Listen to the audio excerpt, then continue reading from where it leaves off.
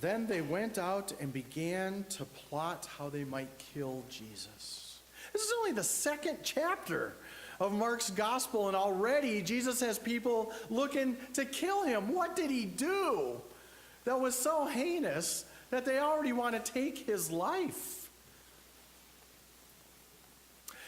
Upon first reading of these scriptures this weekend, it would seem that the issue that we're being asked to think about has to do with Sabbath. Does everybody know what the word Sabbath means? I mean, we say it in the scripture all the time. Sabbath, we use it all the time, right? Oh, I'm going to take my afternoon Sabbath now, right? Along with my tea and crumpet. No. Sabbath means rest. It means to be for a little while, to disconnect, to stop working so we can be in relationship. And there seems to be some invitation to reflect on this in our own lives again today. You know, it's an invitation that comes to us from our God. It's a divine invitation to think about how we, as it is presented to us in the book of Exodus, how we rest in our lives. Because after all, if we hearken back to Genesis, God created for 6 days. God engaged in activity, and then God took a seventh day to rest, to look at what had been created and to breathe and to say, it's good. And God was. And so the invitation that comes from God is for us to let the divinity that is a part of our lives shine through in this Sabbath rest, to be like God in that cycle. But how do we rest? How do you rest? How do you Sabbath in a culture that does not appreciate rest, that does not appreciate disconnecting, in a culture that inundates us, that fills our lives with data and input and stimulation and things to consume and options and credit cards to get whatever you want? How do we ever stop? It's got to be intentional if we're going to do it. 2 weeks ago, I had the opportunity, following Varlene Fink's funeral, to put my bicycle in the back of my car and to drive up to the bluffs outside La Crosse, Wisconsin. And I spent 3 days in glorious silence in a small hermitage along the woodlands. Just me and the birds and the deer and the squirrels. 3 days, I didn't talk. I didn't have Wi-Fi. I could get contacted in an emergency, but I didn't get distracted by computer and phone. I intentionally disconnected for 3 days so I could rejuvenate, revive, and so I could listen. And one of the really powerful things about that is it gave me an opportunity to sit in my little cabin hermitage and to think about you people, and to think about how we have come together and are in this place now, and the gratitude for life that welled up inside of me during that, as I thought about you and prayed for you and lifted you up for goodness and healing and wholeness. But that was something I intentionally did because I needed to listen to God's voice and to reconnect, to focus on that relationship. And that's an invitation that all of us have placed before us at different times in our lives. So how do we choose to Sabbath? You know, this reading from Deuteronomy today reminds us that the idea of Sabbath was put in us by God.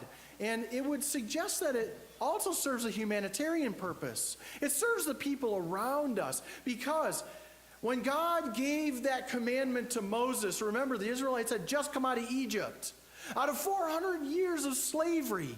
And God took them through the desert and watered them and fed them and cared for them and took them to the mountain. And then God said, let me be clear. You are not to be enslaved and you are not to enslave others to your needs, to your desires. Pharaoh did that. That's Pharaoh's kingdom, working you 24/7 and expecting you to be on all the time and producing all the time. Psychically, spiritually, physically, you have to be able to rest. You have to be able to make a choice in your life once in a while that feeds you, to pay attention to the places in your life where passion and joy and energy come from, and to be able to choose those. God gave us that opportunity and said it in such a way that it's clear we are not to enslave others by our choices. Every creature deserves a time of rest. And so, how do we do that? You know, it's kind of like, have you ever been like eating your favorite food? You know, you're eating your morels on your filet mignon, and it's so yummy, and your mouth is drooling. And then all of a sudden, it's like you stop tasting it. It's not as enjoyable. But my Italian friends taught me a long time ago, if you put your fork and knife down for a couple of minutes, your taste buds, which had accommodated to those chemicals, actually go back to their original state. And then you can start eating again and taste it again. And it's like starting all over again. And that joy and that excitement can fill you up again. That's what God is inviting us to recognize, is sometimes we have to just step away so we can enjoy it all over again, like our relationships and our people. Even when we're doing good things. You know, you can only play your PS4 for so long, and then it becomes destructive. We have to step away from it to create perspective. But that's something that's being suggested. You know, the idea of Sabbath got to a point where it was a conflict in the culture. And we hear in our scriptures today, this conflict between the Pharisees and Jesus over the Sabbath. Where'd that come from? Well, it seems as though the Pharisees felt it was their job to legislate Sabbath. I mean, they created hundreds of laws for the Jewish people to live the Sabbath day well. They named it Sabbath, Saturday. That's the day of rest, no work, among other things. But they enforced those laws in a way that led to a conflict today. It kind of had a modern side to that same kind of conflict. How many of you remember the Blue Laws? At least maybe you've heard of them. These were laws that really regulated a lot of, especially the eastern part of the country, the southeastern part of the country. They were put in place in the 17th century by the Puritans to protect Sunday, the Christian Sabbath. And these laws were rigid and strict, and they had people who would enforce them. And if you broke these laws, like if you missed church without a good reason, you could end up out in stockades in the public square.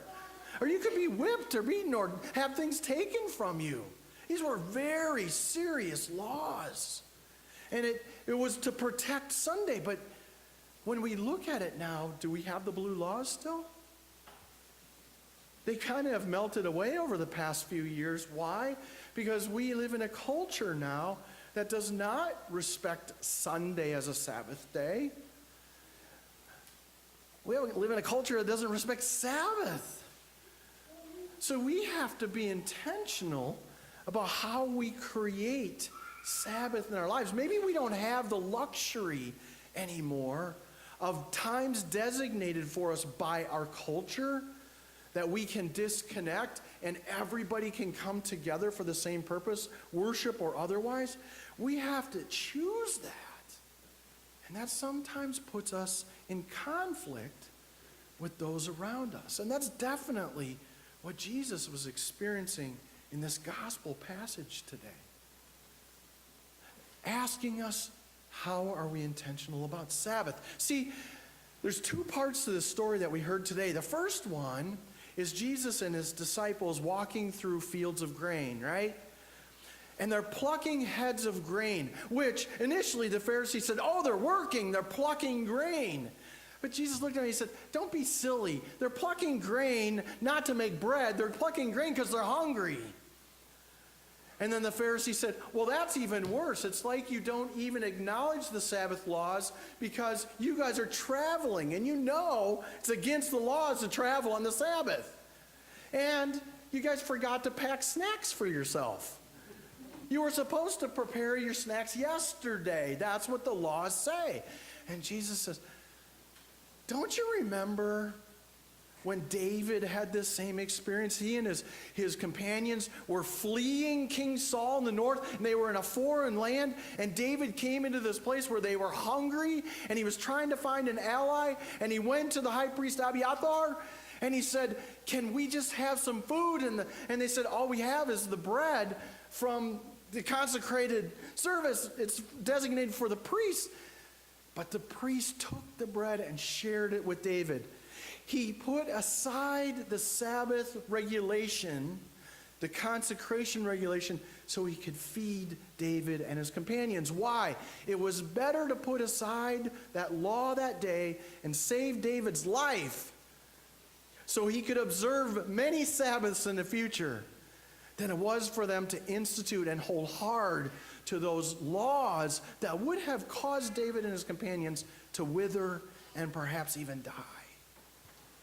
So he was serving a greater purpose. And that's what Jesus is kind of lifting up to the Pharisees. He's saying, sometimes there's a greater purpose. Let's remember, the Sabbath was given to us by God to serve us, so we can give tribute to God, and so we can serve each other.